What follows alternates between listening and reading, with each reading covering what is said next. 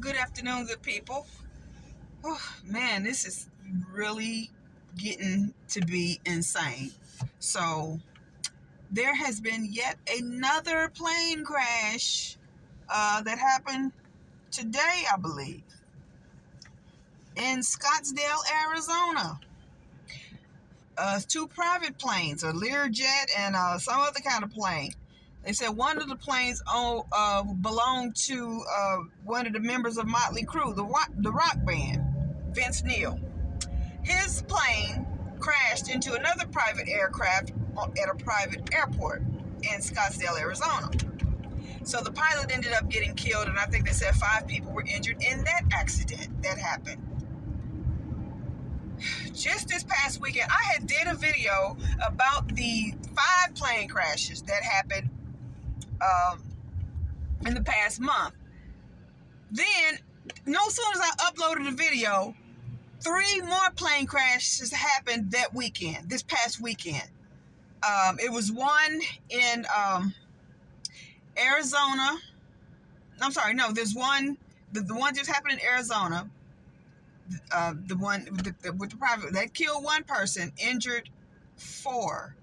Then there was one in the Philippines.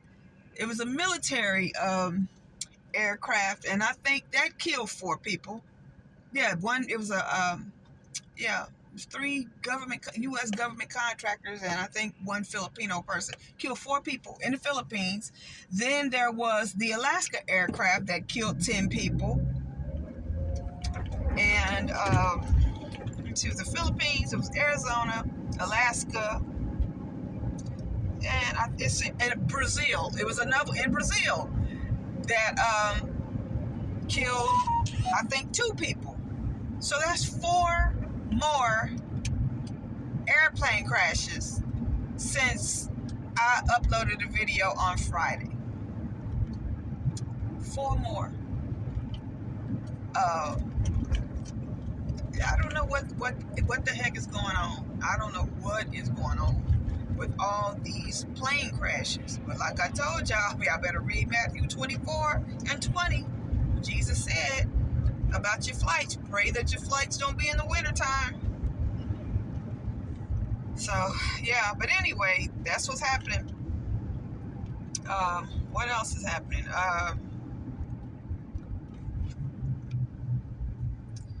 What else is happening? Trump is going to meet with, I think he says he's going to meet with the King of Jordan. Because I told y'all what Trump is trying to do now is he's trying to gain ownership of that land over on the Gaza Strip. He's trying to take over the Gaza Strip. He flat out said he wants the U.S. to own the Gaza Strip. And the reason why he is setting his sights on developing the Gaza Strip is because his son-in-law, Jared Kushner, wants to develop that land into like a resort, kind of like, you know, they are both real estate developers by trade before they got into politics, Trump and Kushner. And so both of them have set their sights on the Gaza Strip. And Trump has said that he wants to own the U.S. to own the Gaza Strip. I don't know if he said, I want to own it. I don't know if he means the U.S. owning the Gaza Strip or he means his own personal private company owning the Gaza Strip. Whatever's the case, I put up the video where that son-in-law, Jared Kushner, said that he wants to develop that land over there. He said it's like nice waterfront property that they would like to develop. So they're trying to take over and own a part of the Holy Land. Gaza is a part of the Holy Land. Gaza is a part of the promised land that God promised to his chosen people. So I guess they think because Kushner is Jewish that he is the chosen people. But Trump said he wants to own it. So we'll see what they're trying to do. But they're plotting on that land. They want to develop that land. They want to kick all the Palestinians out. This is the whole game plan. They want to kick the Palestinians out, bulldoze the land, redevelop it, and put up a bunch of condos and hotels and casinos and stuff like that and make that into a resort area, pretty much. And right now, the Gaza Strip is controlled by Hamas. So that's the reason why Trump is threatening Hamas about those hostages. He just said that he's giving them until Saturday at noon to return all of the remaining hostages, not one or two. He said he wants all of the remaining hostages in Gaza returned, or there's going to be, all hell is going to break loose. His words, quote unquote. That's what he said. All hell is going to break loose. So that's what the game plan is they want that land. So they're going to take Hamas out. But see, they don't realize they're messing with radical Muslim or Arab jihadists. And Hamas don't think like they think. And they're threatening Hamas with war and taking over that land. Hamas will mess around and off every one of those hostages. There's a story out that said that they killed the oldest one in captivity. He was an 86-year-old man, and they said they killed him, unfortunately. God bless his soul. But yeah, that's the whole game plan. They want that Gaza Strip to redevelop it into some resort area, waterfront resort area. Trump and Kushner, Mr. 666 Kushner, the son-in-law. So we'll see how that goes, but they tread on some dangerous ground now. They are dividing the Holy Land. That is the Holy Land. Jesus was born in the West Bank in Bethlehem. The Gaza Strip, the West Bank, all of that is Holy Land. That's holy ground. And they're trying to divide it and split it. But that will fulfill, end time biblical prophecy. The Bible said, cursed who divide and split the Holy Land. But anyway, we're going to see how that play out. They want to expel all the Palestinians to Egypt and Jordan. And Egypt is not having it. They said they don't want them Palestinians. They don't want to have to take in the Palestinians. And Trump is giving them an ultimatum. Since America gives y'all billions and billions of dollars, you're going to take these Palestinians once we kick them off this land or else. That's what Trump's whole bargaining position is with Egypt and Jordan. So he's going to meet with the king of Jordan, I think, this week. And I guess they're going to further negotiate how they're going to get rid of those Palestinians off that Gaza Strip so they can go ahead and try to take it over. They're going to try to colonize the Gaza Strip. Split the Holy Land. Let's see, what else, y'all? What else is happening?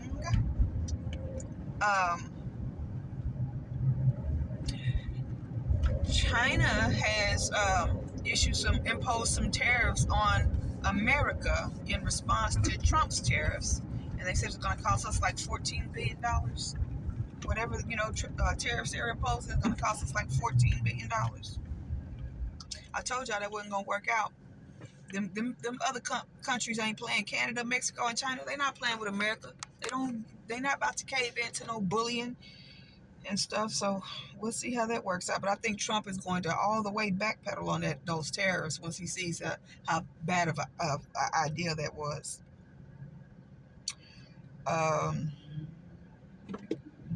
Let's see, what else? Do I need to get on 35? I think so. There was, let's see.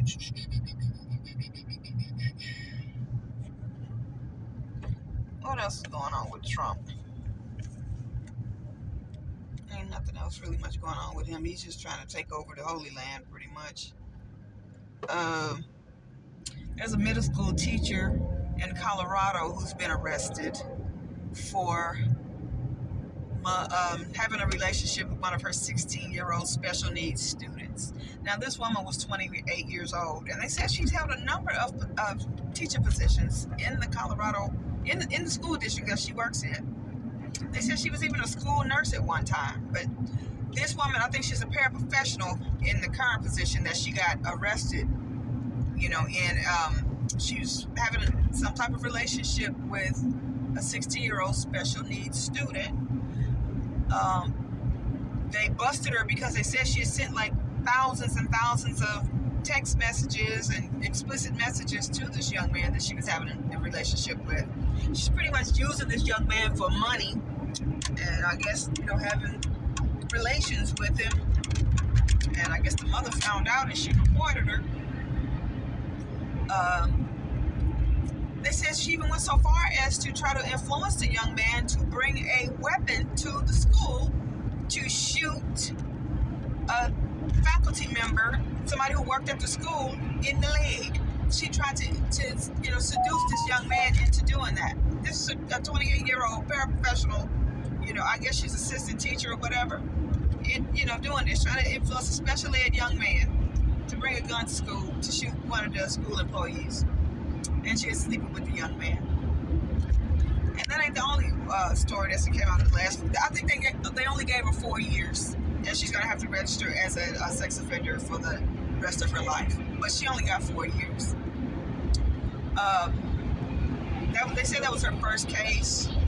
That was her first offense. Didn't even have a criminal record. That was her first offense. And then after that, she caught a case for drug possession because they said she also got the young man hooked on drugs, including fentanyl. This 60-year-old special needs student. This woman did. This pedophile woman did. So they only gave her 4 years. So yeah. Then there's another story out of Lawrence, Lawrence is like, it's where KU's main campus is. Lawrence is probably about 45 miles away from Kansas City. 45-minute drive.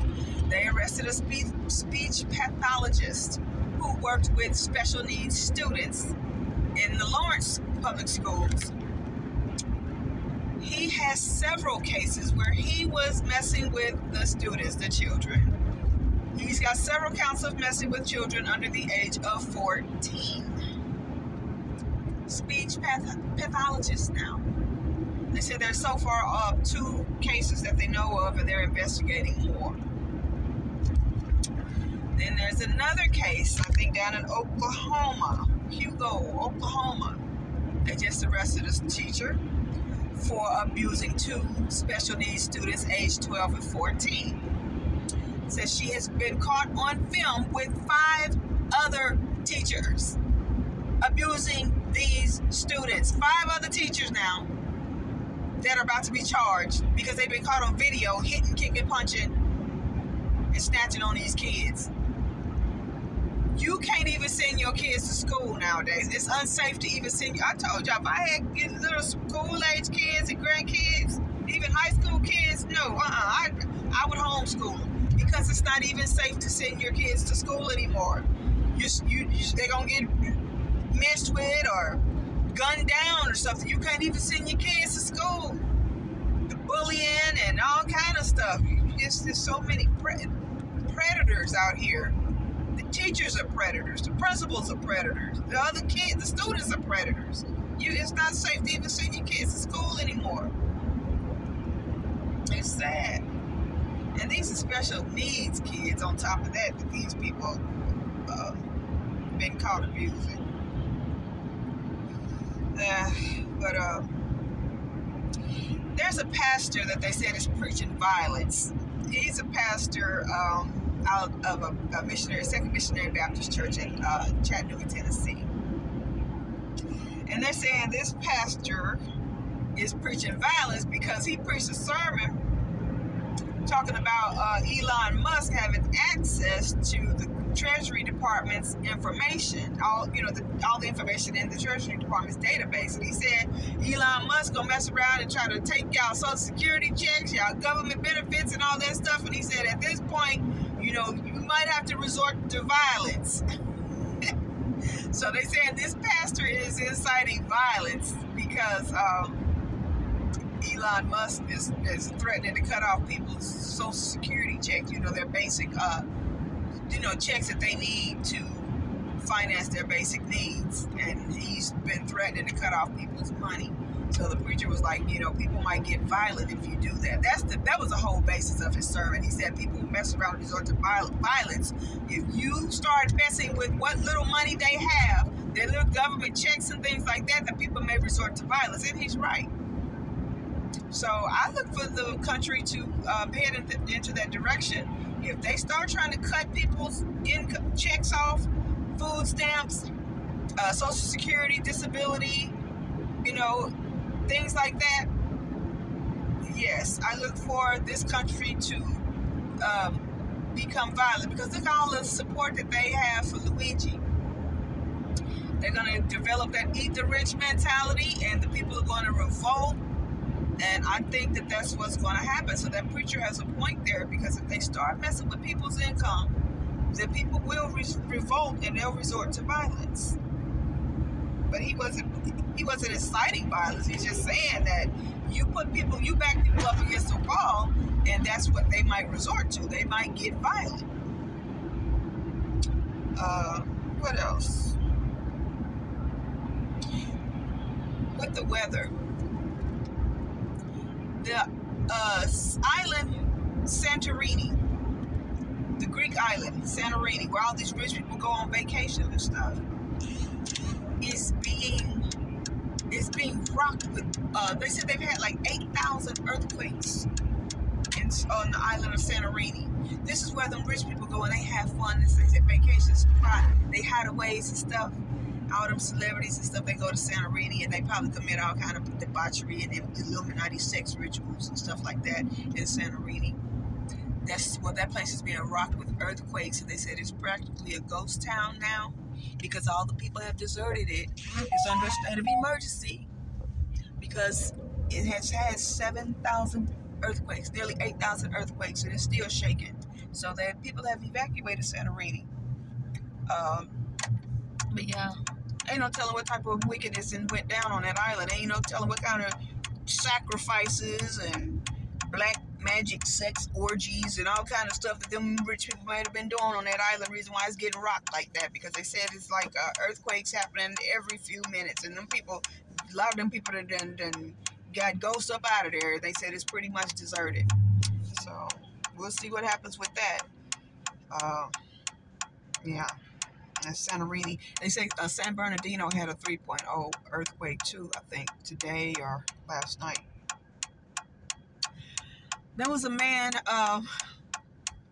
he tore down, he desecrated St. Peter's Basilica in the Vatican this weekend. I think it was his weekend. They showed a man desecrating St. Peter's Basilica, which is like the holiest place in Catholicism. He tore down an altar, a candelabra. He desecrated the St. Peter's Basilica in the Vatican. What's that about? They got it on. I put the video up there that showed the man tearing it down. Just tore it down right there in broad daylight in the middle of the day. Just tore it down. Sure did. St. Peter's Basilica. That's like the holiest place in Catholicism. I think it's the oldest church in the world, the largest church in the world, the largest and the oldest, and it's in Rome. It's in Vatican City. Yeah. So, what else? What else is going on? I'm trying to hurry up and get through this. I don't have much time on this thing. The film about to go out. I mean, the time about to run out. I don't have much time. About 20 minutes. So yeah, we talked about the plane crashes. We talked about so they're gonna Trump is gonna wipe out Hamas pretty much. If they want to get them out of there, get Hamas out of Gaza anyway, so they can take over that land up there. They're gonna split the Holy Land, y'all. They're gonna divide the Holy Land. They want America to acquire the Holy Land so they can redevelop it and turn it into a seaside or a waterfront resort, probably full of sin and debauchery in the Holy Land. Oh yeah.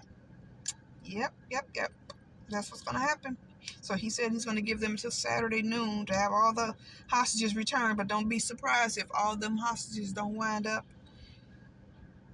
eliminated because of that. What else? The Palestinians, they've resisted. They said they don't want to leave their land, of course.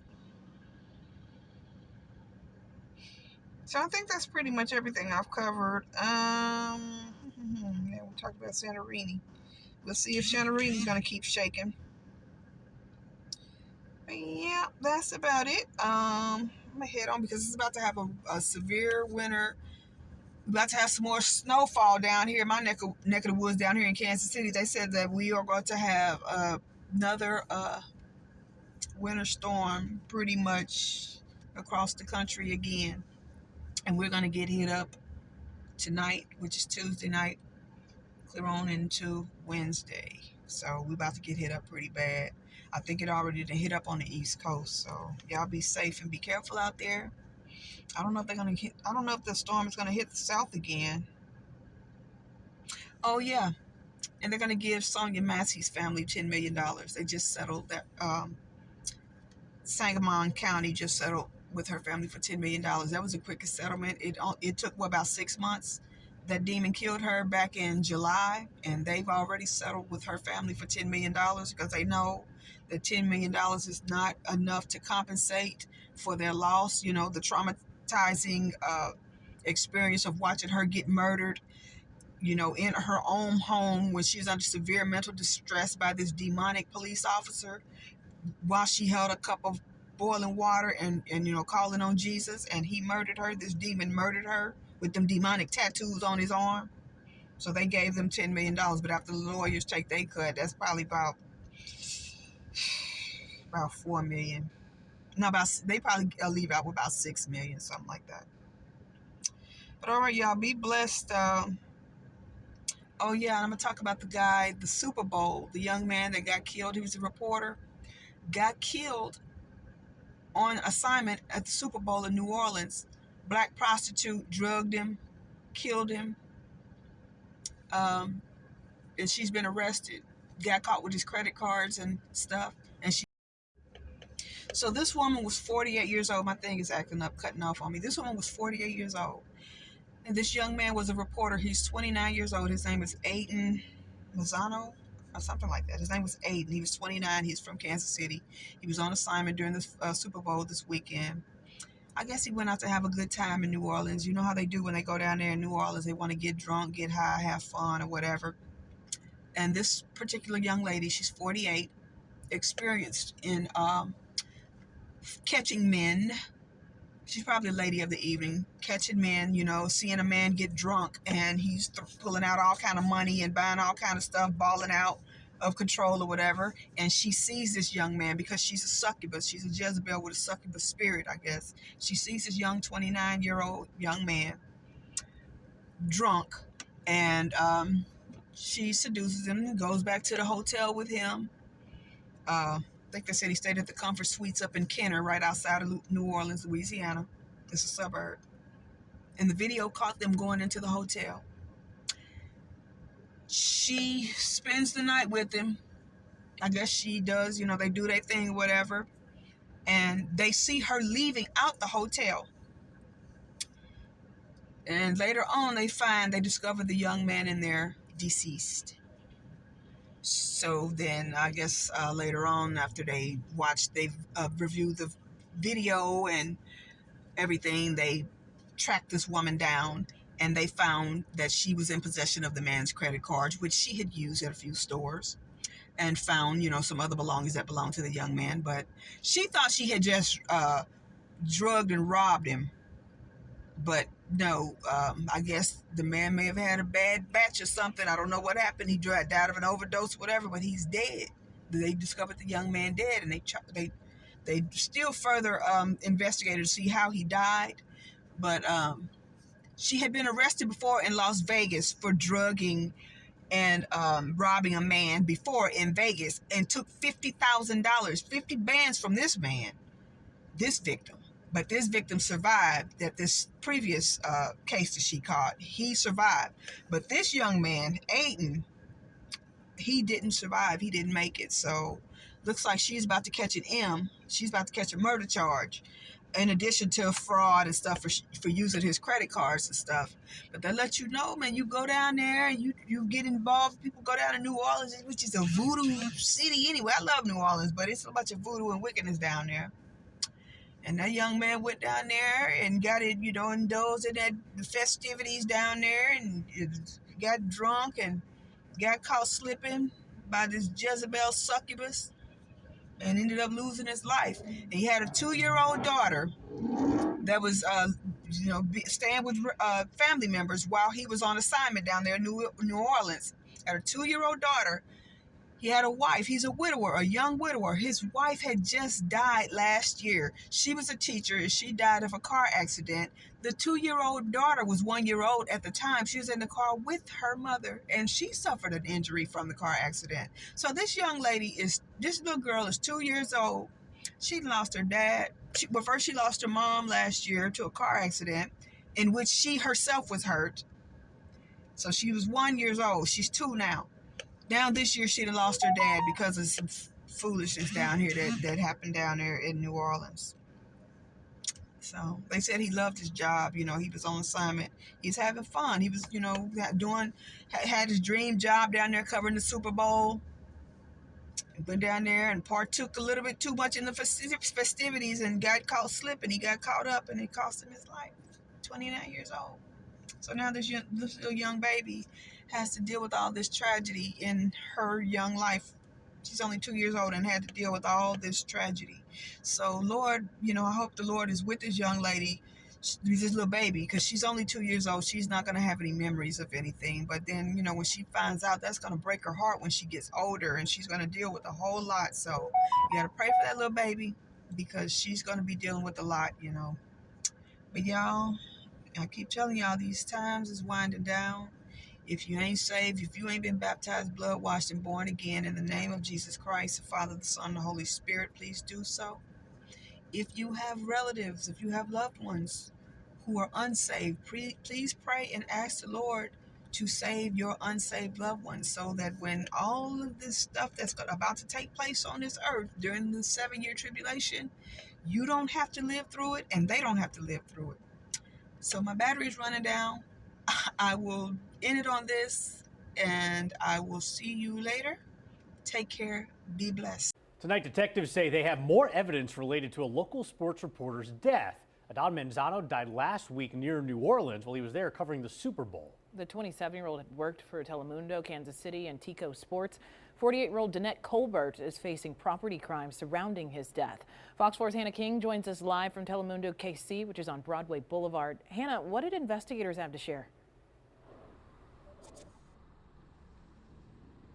Well, we now know they are working with forensics experts as well as the coroner's office to see if additional charges could be filed. And as they wait for the toxicology results to come in Menzano's death, we are seeing tributes come in for him. 1, 2, 3, 1, 2, 3.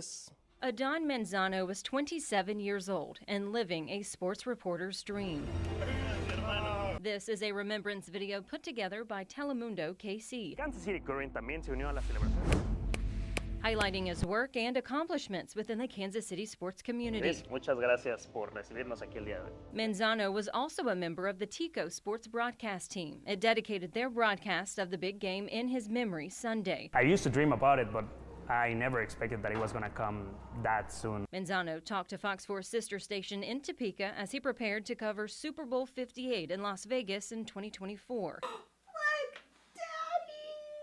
Menzano was a father to a young daughter. His wife and the mother of his child, Ashley, died in 2024 in April following a car crash. He has worked so hard at this. There's been times that he has had 2 or 3 jobs to make ends meet.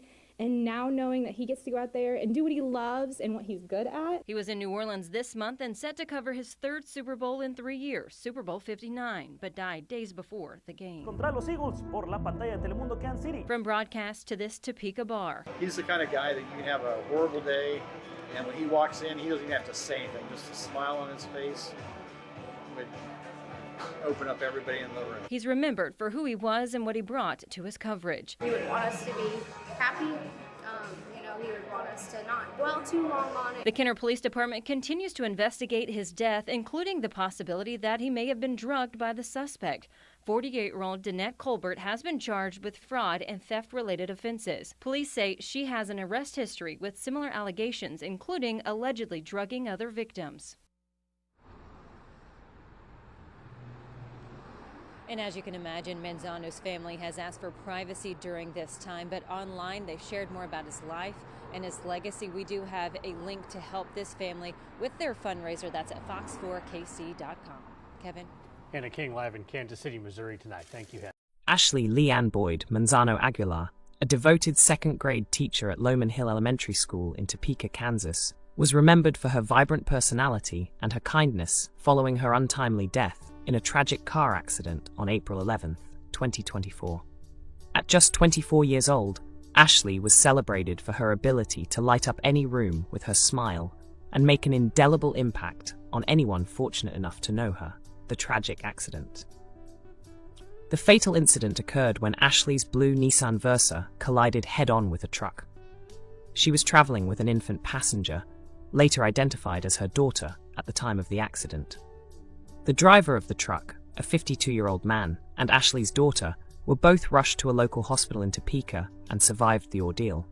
However, Ashley succumbed to her injuries, leaving behind a grieving husband, Adan Manzano Aguilar, and their young daughter. Ashley's legacy.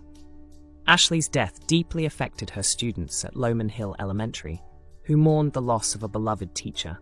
Her life was a testament to her dedication to education and nurturing young minds, traits that made her a favorite among her students. In an interview with KSNT just 2 months before her death, Ashley expressed immense pride in her husband Adan's professional achievements, highlighting his hard work and dedication as a sports journalist, especially his coverage at the Super Bowl. Adan Manzano Aguilar's tragic end. The sorrow surrounding Ashley's death was compounded less than a year later by another tragedy. In February 2025, while covering Super Bowl LAX in New Orleans, Adan Manzano Aguilar was found dead in his hotel room. The circumstances surrounding his death led to the arrest of Danette Colbert, who was seen leaving his hotel room on the morning of his death. Colbert, who had a history of financial crimes, was apprehended after she was discovered using Adan's credit card. Authorities believe she may have been involved in drugging men to commit theft. A family shattered. The consecutive tragedies of Ashley and Adan have left their family, friends, and community reeling. Ashley, remembered as a shining light gone too soon, and Adan, whose promising career was abruptly cut short, are both deeply missed. Their stories are a somber reminder of how swiftly life can change and the impact of loss on those left behind. As the legal proceedings against Danette Colbert unfold, many are hoping for justice and answers in the wake of these heartbreaking events. What delay that, sir? Should the ceasefire then be off? Well, I would say this, and I'm going to let that be because that's Israel's decision, but as far as I'm concerned, if all of the hostages aren't returned by Saturday at 12 o'clock, I think it's an appropriate time. I would say cancel it and all bets are off and let hell break out. I'd say they ought to be returned by 12 o'clock on Saturday, and if they're not returned, all of them, not in drips and drabs, not 2 and 1 and 3 and 4 and 2. Saturday at 12 o'clock, and after that, I would say all hell is going to break out. And I don't think they're going to do it. I think a lot of them are dead.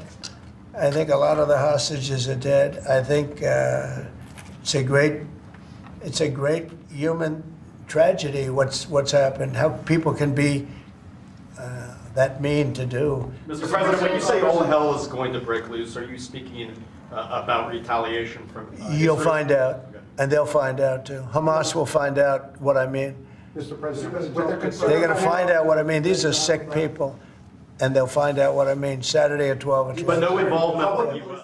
I'm committed to buying and owning Gaza. As far as us rebuilding it, we may give it to other states in the Middle East to build sections of it. Other people may do it through our auspices, but we're committed to owning it, taking it, and making sure that Hamas doesn't move back. There's nothing to move back into. The place is a demolition site.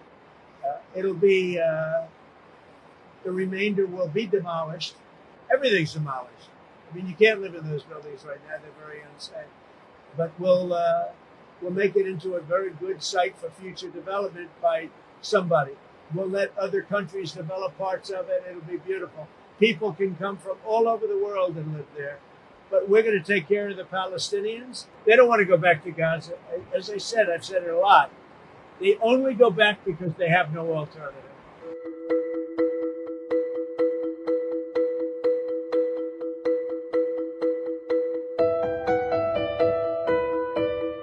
Think of it as a real estate development for the future. It would be a beautiful piece of land. Would the Palestinians have the right to return? No, they wouldn't, because they're going to have much better housing, much better. In other words, I'm talking about building a permanent place for them.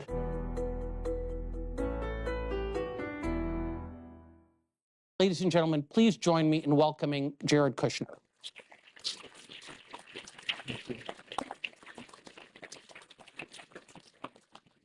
Usually when wars happen, borders are changed historically over time. And so my sense is I would say, how do we deal with the terror threat that is there so that it cannot be a threat to Israel or to Egypt, right? I think that both sides are spending a fortune on military. I think neither side really wants to have, a terrorist organization enclaved right between them.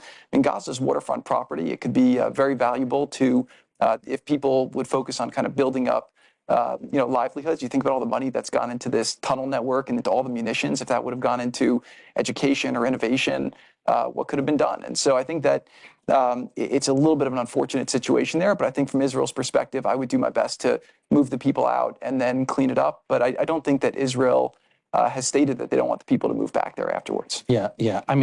So what I would do right now if I was Israel is I would try to say, number one, you want to get as many civilians out of Rafah as possible. I think that you want to try to clear that out. I know that with diplomacy, maybe you get them into Egypt. I know that that's been refused, but with the right diplomacy, I think it would be possible. But in addition to that, the thing that I would try to do if I was Israel right now is I would just bulldoze something in the Negev. I would try to move people in there. I know that won't be the popular thing to do, but I think that that's a better option to do so that you can go in and finish the job. I think there was one decision point they had. Do we go into Gaza? Do we not go into Gaza? They had the hostages. There really was, I think, no choice but to do that.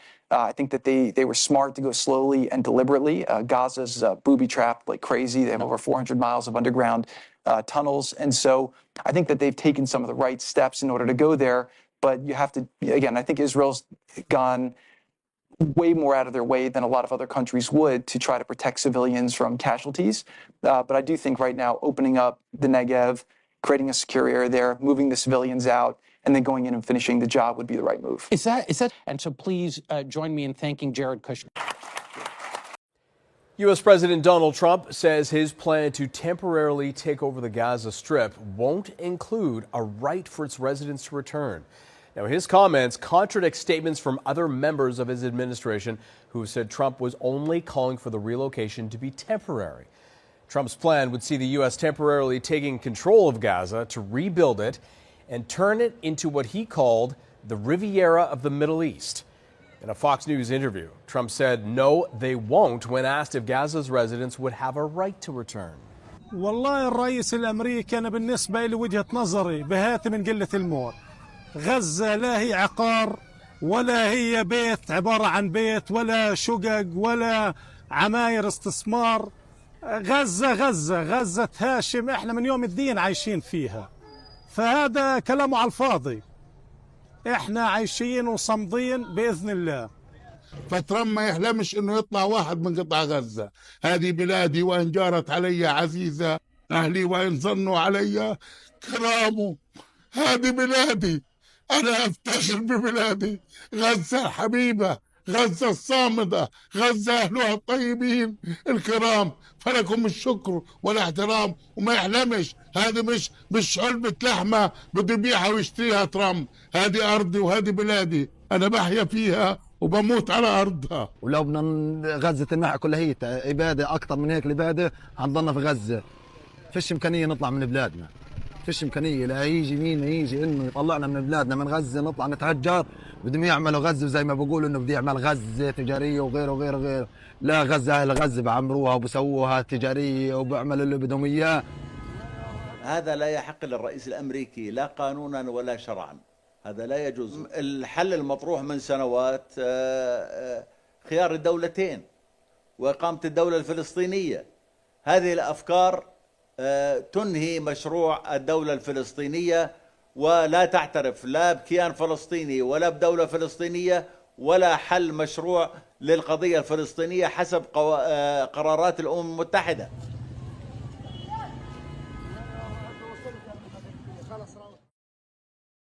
Well, back here in Europe, Greece's prime minister has visited the island of Santorini to assure residents that authorities are doing everything in their power to protect residents on the island from earthquake shocks. Now, thousands of tremors have hit Santorini in the past 2 weeks, the strongest at a magnitude of 5.1. The quakes have caused residents and tourists alike to leave for the mainland in droves, leaving much of the island deserted. Red police tape warns of danger amid Santorini's famous blue and white vistas. The normally bustling streets are empty, abandoned by the tourists that normally flock here in the millions each year. Even many of the locals have made the hard choice to leave their homes.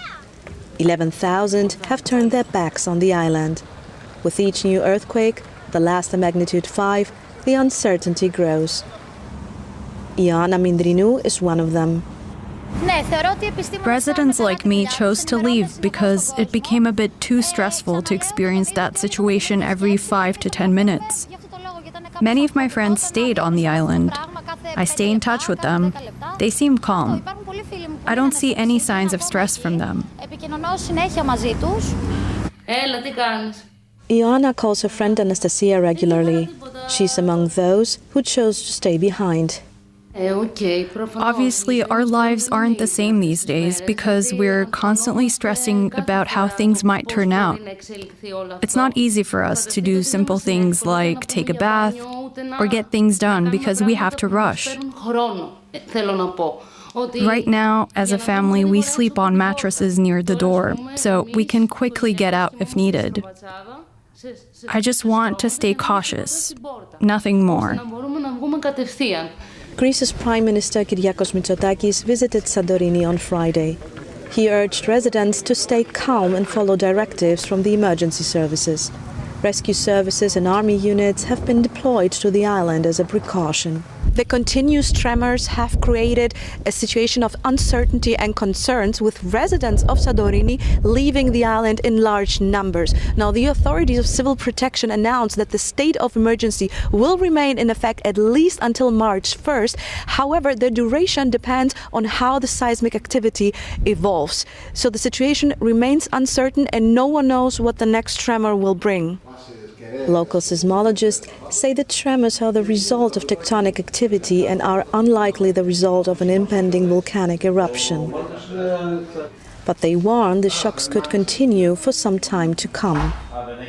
This will take some time, and the local society will have to adapt to this reality that perhaps for the next month or for a whole month, this will be a problem that the society will have to handle somehow.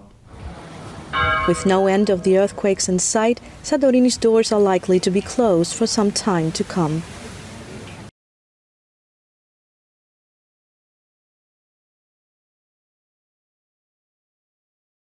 Therefore, there will be conflict.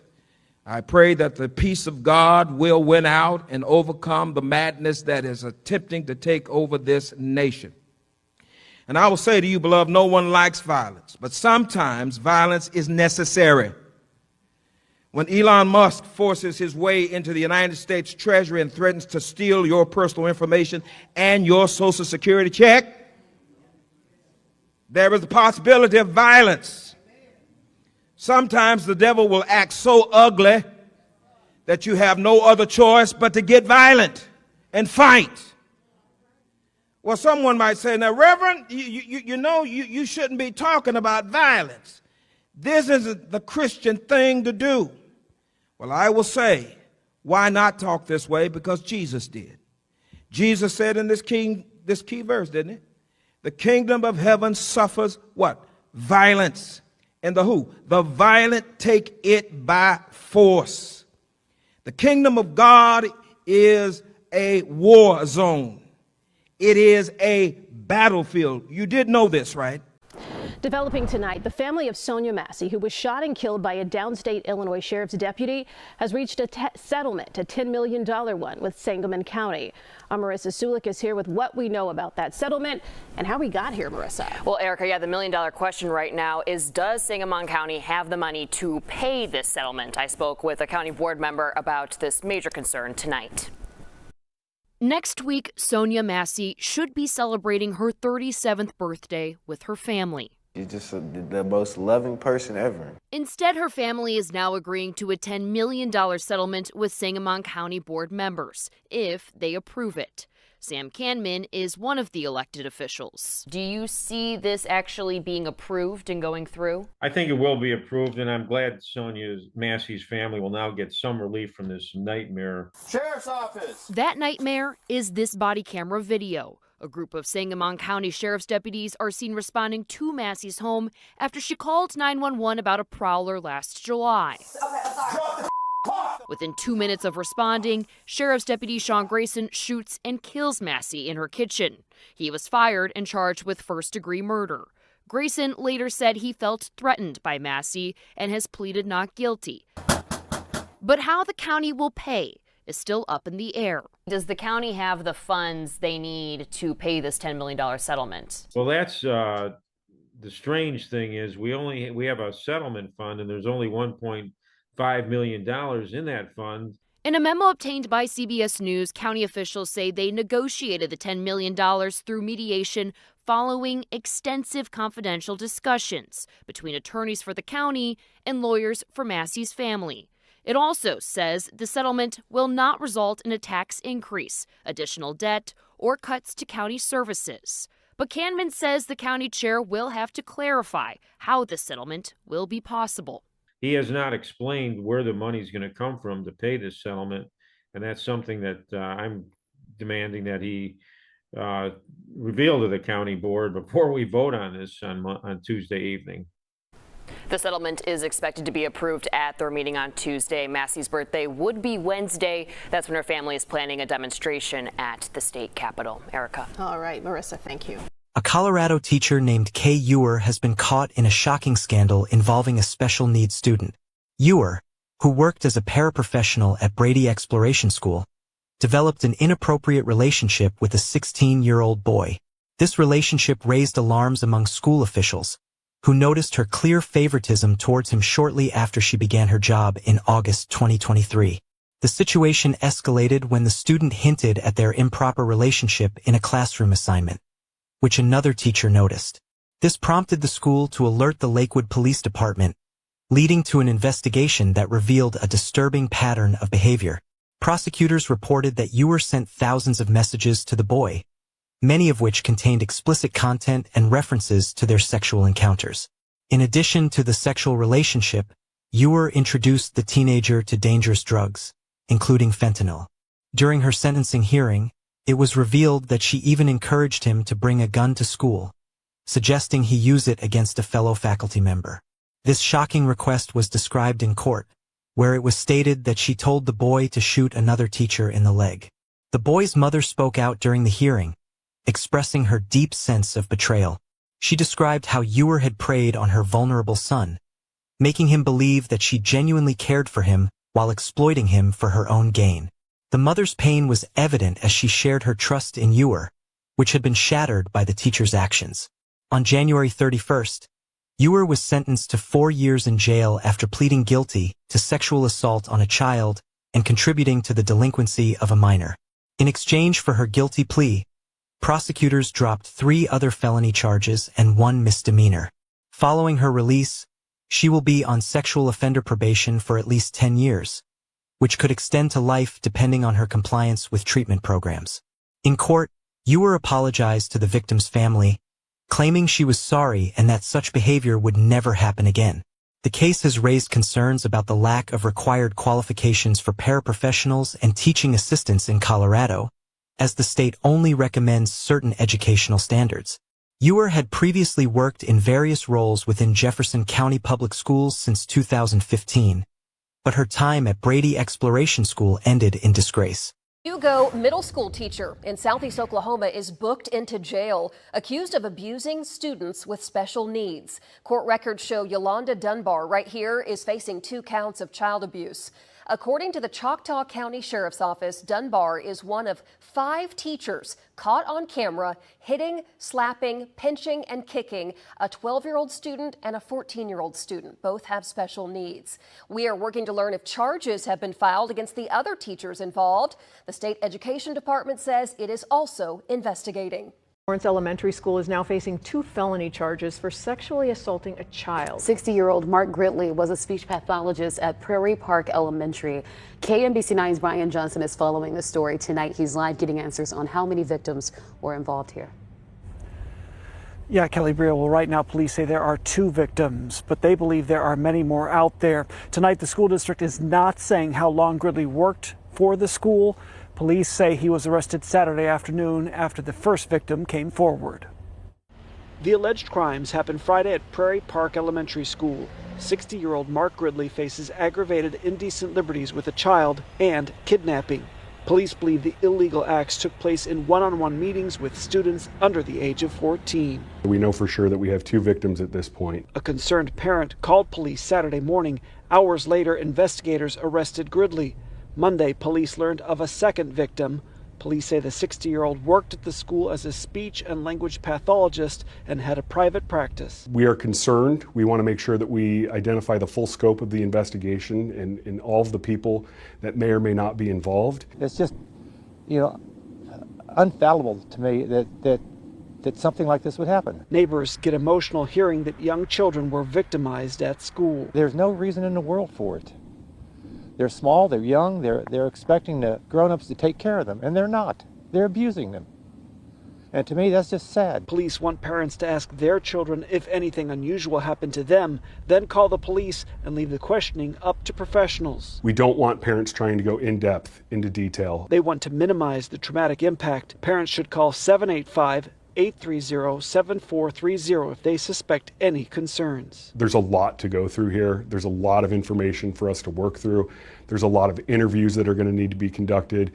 It's going to take a long time. In Lawrence, Brian Johnson, KMBC 9 News. Now, the school district is not saying if Gridley worked at any other district facilities. Police say they are working closely with the Douglas County Children's Advocacy Center, the school district, and the district attorney's office. Hi. Welcome to our Channel G News. Today's breaking news is: on Friday, February 7th, a disturbing act of vandalism took place inside St. Peter's Basilica in Rome. A man of Romanian descent managed to climb onto the central altar and forcefully knocked over several candelabras, causing damage. Vatican officials later confirmed that the individual was apprehended and reportedly suffers from severe mental health issues. All right, before we go on, in news just coming in from the U.S., a Bering Air flight carrying 10 people has reportedly vanished from radar near Nome in Alaska. The aircraft was traveling from Iqaluit to Nome in Alaska. State troopers confirmed the missing plane was a commercial Bering Air flight. According to Nome Volunteer Fire Department, the pilot of the plane told Anchorage Air Traffic Control that he intended to enter a holding pattern while waiting for the runway to be cleared. Now, for now, search efforts are expanding as more details do emerge. There is a C-130 Coast Guard plane planning to scope the area and see if they can get a visual of the plane to assist ground crews with GPS coordinates. Ground crews have covered ground all along the coast from Nome to Topkok. The plane's exact location is still unknown. No missile plane location is, of course, still unknown. This is a Bering plane that has gone off radar. The plane was carrying 10 people.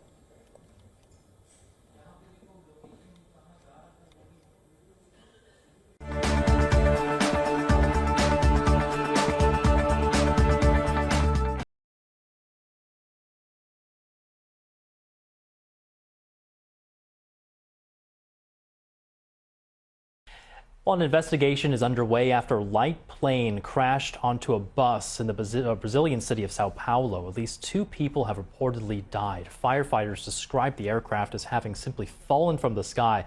You saw there those pictures, the bus bursting into flames, setting up a column of thick smoke rising high above the city. The U.S. Coast Guard says the wreckage of a small plane that went missing in Alaska has been found, with 10 people on board believed to have died. The aircraft disappeared on Thursday, losing all radio contact shortly before it was due to land in the city of Nome. A plane that went missing in Alaska has been found crashed on an ice floe with no survivors. The commuter plane disappeared on Thursday with 10 people on board.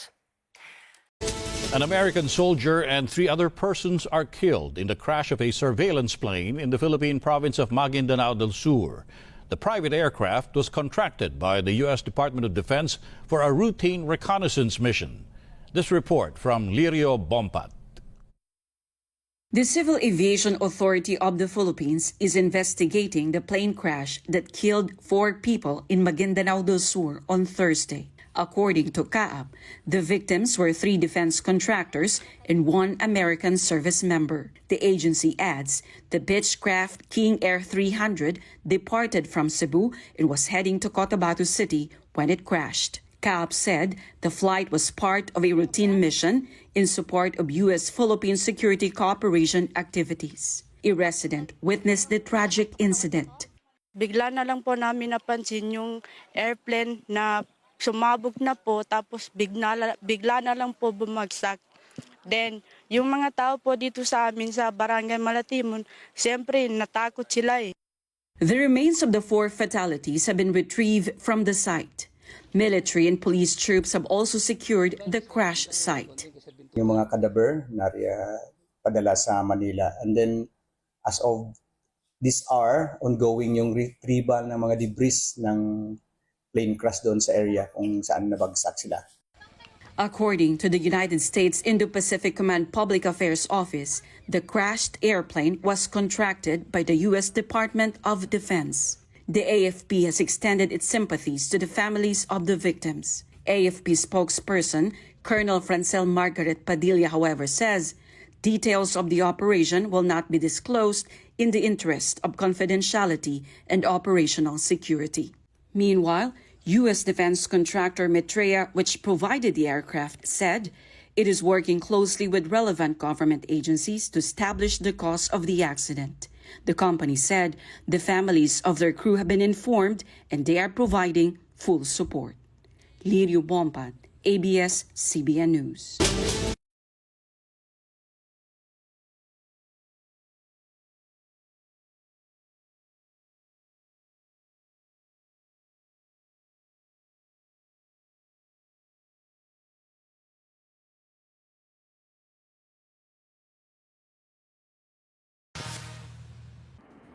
Good evening. Newly obtained surveillance video shows the moment that a Learjet landing at Scottsdale Airport slammed into a parked jet there.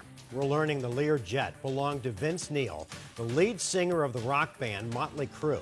A spokesperson for Neil says he was not on board. The crash, though, did leave 1 person dead and 3 others hurt. Thanks for joining us tonight. I'm Mark Curtis. And I'm Kariba Devine. 12 News journalist Gabriela Becerra has been following this tragedy all evening long.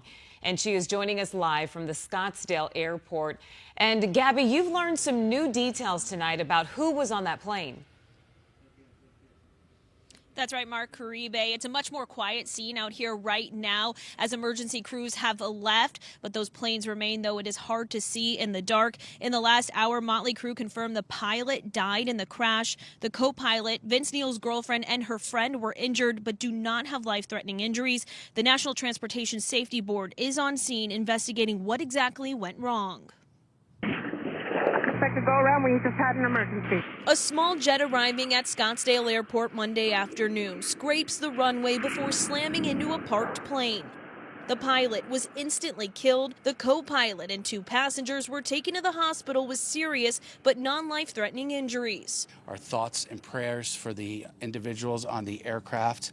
It's certainly a tragedy that occurred. Airport officials say a Learjet 35A was coming from Austin, Texas, and attempting to safely land at the Scottsdale Airport when officials suspect something went wrong with the plane's landing gear. It appears that the left main gear failed upon landing, resulting in the accident. The Learjet crashed into a Gulfstream 200 business jet parked on the off-ramp. The Learjet is owned by Motley Crue's lead singer Vince Neil. He was not on the plane. His girlfriend and her friend were passengers. In a statement, Neil's attorney tells us in part, Mr. Neil's thoughts and prayers go out to everyone involved, and he is grateful for the critical aid of all the first responders. Motley Crue adding, quote, "Our hearts go out to the families of both the pilot who lost his life and the passengers who suffered injuries." JetPros LLC, a private jet charter company based in Scottsdale, says their goal Gulfstream G200 business jet has external damages. They say no one on board was hurt. In a statement, the director of operations tells 12 News in part, "We are saddened to hear about the lives lost and injured. Our condolences go out to the family members of those by this terrible accident." And the Scottsdale Airport remains closed tonight. Officials are asking people to avoid the area while the NTSB investigates. And Motley Crue announced they will soon have a way for people to support the pilot who died in this crash. Live in Scottsdale, Gabriella Becerra, 12 News. Gabby, thanks. Let's bring in meteorologist Chris Dunn, who is also an experienced commercial pilot. Horrifying video when you see it and you see that plane just going really out of control, veering towards that parked aircraft. I thought for sure I would see an explosion when those two collided. Well, I think the way that they collided, it helped the situation because the fuel is contained in the wings in most aircraft. And so with one approaching from behind, they didn't really rupture the fuel tank, so there was no source of fuel for a fire. So that was the good news, if there is any good news out of this situation. And so it was the landing gear, right, that failed on that aircraft. I mean, how difficult is it as a pilot to try to control a plane that has faulty landing gear? Very difficult. And they probably had no idea that something was going to go wrong with the landing gear, because there are indications in the cockpit that will give you, it's part of every pre-flight checklist, gear down, 3 in the green. They probably have 3 in the green, indicating all 3 landing gear were down, but it was when they touched down that the left landing gear apparently collapsed, causing that directional control issue and an abrupt left turn off of the runway. You can see all of the rocks and the dust and everything being kicked up as they departed the runway, crossed the taxiway, and hit that parked airplane. So you're more or less, as the pilot, a helpless passenger at that point. There's not much you can do to control the aircraft. Yeah. As an experienced pilot, what is it like when something happens? Maybe it's not the landing gear, but it's a bird strike or it's something else. Talk about the startle factor. Oh, it's definitely real, and that has happened to me before as well. When something happens and you don't expect it, there's going to be a 5, 6, 7 second delay at least when you realize what's going on, what's happening here. And then when you start to take action and do something about it, there's very little that you can do in this situation. The flight controls would be non-effective because there's just not enough airflow over the surface of the flight controls. So you can't really use the rudder. You can't really use the ailerons to control the direction of the airplane. And with one of the landing gear collapsed, it's pulling to the left so hard, there's very little you can do to have any directional control of the airplane. And so what happens is you'll end up running into something, and unfortunately it was another airplane at a fairly high rate of speed. Yeah. But you always think, you know, it could have always been worse, you know, just depending on the circumstances. We had a lot of jets there for WM Phoenix Open. I'm sure, you know, they were all over the place at that time, so which just wrapped up yesterday. So yeah. You just never know, like how much worse it could have been. All right, Chris, thank you so much for your expertise for the second time in just a couple of weeks here. Yeah, unfortunately. Yeah. All right. Thanks, Chris. Thank you.